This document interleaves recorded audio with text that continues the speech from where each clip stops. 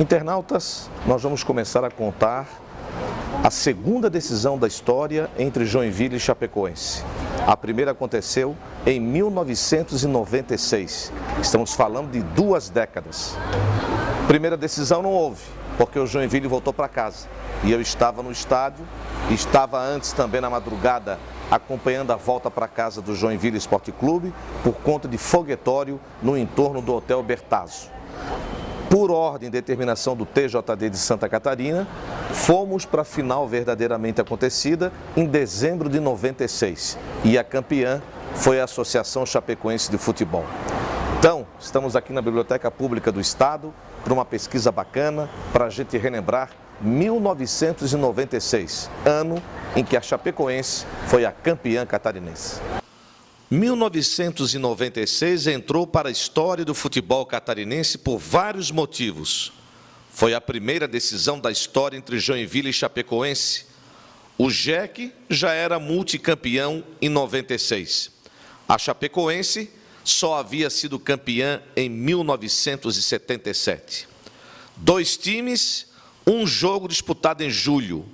Uma decisão em Chapecó que não aconteceu também em julho, e que o campeão só foi conhecido em dezembro do mesmo ano. Um foguetório na madrugada da decisão do título em Chapecó, no mês de julho, nas proximidades do Hotel Bertazzo, onde ficou a delegação do Joinville, irritou o presidente do JEC, Wilson Florencio, que ordenou que a delegação voltasse para Joinville.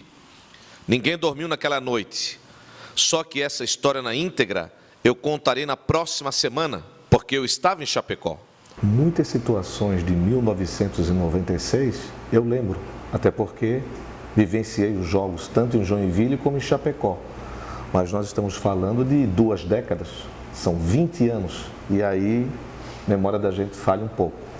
E que bom que tem a Biblioteca Pública do Estado, com todo esse acervo bem cuidado, para a gente pesquisar. Por exemplo, eu não me lembrava de que na final de junho, que deveria ter acontecido, junho, julho, o técnico da Chapecoense era o Pizzinin. Mas na final de dezembro, que valeu o título e o caneco, o técnico do Verdão, campeão do estado, acabou sendo o Joel Castro Flores. Infelizmente, azar do Agenor. O que eu quero aqui é resgatar o primeiro jogo daquela final, que acabou não terminando por conta do que já contei. Mas o primeiro jogo aconteceu. Foi no dia 6 de julho de 96, 10 mil torcedores no Ernestão.